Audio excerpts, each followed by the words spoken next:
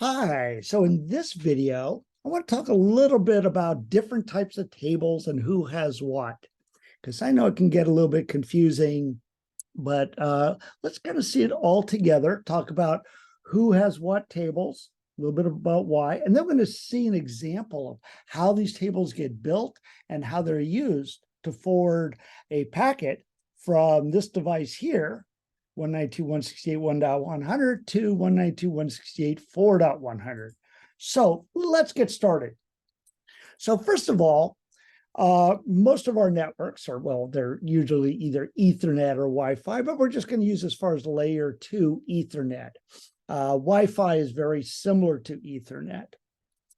Anyway, so Ethernet is all about Ethernet network interface card to Ethernet network interface card. And that on the same segment. And what I mean by that is it does not go beyond the router. We'll see that when we see our example. So as far as Ethernet goes, we've got two Ethernet switches. And these are just plain old layer 2 Ethernet switches. And all they care about is Ethernet. They don't care about IP. They never look at anything in the data. Matter of fact, Ethernet really doesn't care what that data is. It could be IPv4, it could be IPv6, it can be anything. It could be spanning tree, it could be any number of things. It could be network layer protocols that we don't even use anymore. All right, so we'll see an example of this in a little bit. And as far as Ethernet too, I want to mention that our devices do have Ethernet MAC addresses. So this is the Ethernet MAC for this PC. This is the Ethernet MAC address for this PC. Now our router actually has two Ethernet NIC cards. Okay, it has this MAC address for this interface and this MAC address for this interface. That's router R1. Router R2 has this MAC address on this interface, this MAC address on this interface, etc. Our router R3, let's just finish this up. And it also has two MAC addresses, okay? Because it has two Ethernet NIC cards. All right, let's take a look at a couple other things here. In this example that we're going to be using IPv4 for the network layer protocol. IPv6, very similar. All right, so as far as IP goes, yes, our devices have IP addresses. Okay, so not only do they have Ethernet NIC cards and Ethernet MAC addresses, they have IP addresses. So this PC here, here's the IP address and subnet mask. That's how it knows that this is the network it belongs to. Okay. We can see that we actually have 4 network addresses in our topology.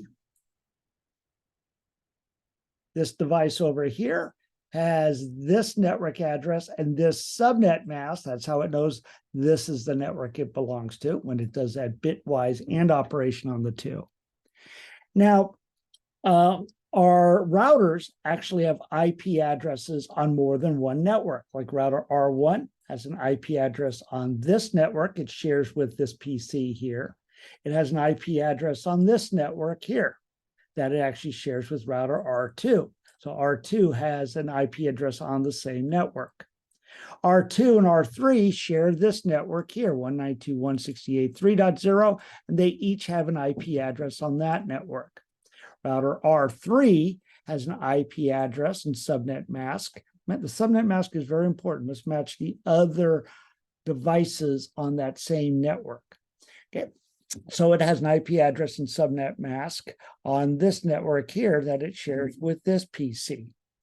The other thing I want to mention about this is the default gateway addresses. So our end devices have a default gateway address. Okay, and that default gateway address is the local router's IP address. Okay. You'll see how that's used here in a moment, but that's used for, it's like the local post office. Whenever those devices have a packet to send to another network, it just sends it to the default gateway and lets that handle it. All right, let's take a look at a few other tables here before we get going with our example. Let me clear all that out. So routers. So routers have IP addresses on more than one network. We've seen that here. And we're going to look at real examples of all this in a moment. So routers have routing tables that have typically IP network addresses and an IP next hop address. We'll see an example of that in a moment. Okay. It's going to use that information to forward packets.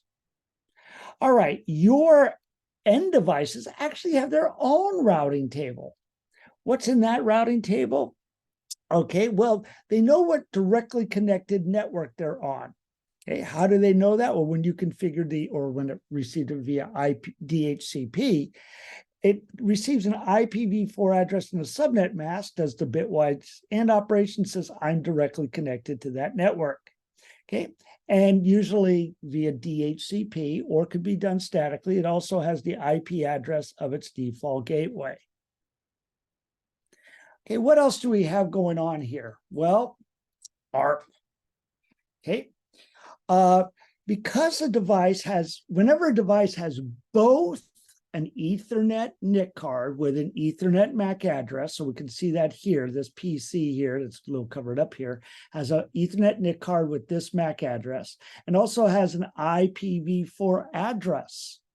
Okay, that is a logical address on the device and subnet mask.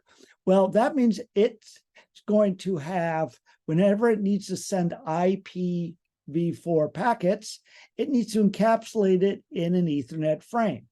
So it knows its own MAC address, because that's on the Ethernet NIC card, but it needs to know the MAC address of the device that it's sending this Ethernet frame to. Now, that Ethernet frame is only going to be sent within its own segment. It's not going to go past the router. Okay, we're going to see an example of this in a moment.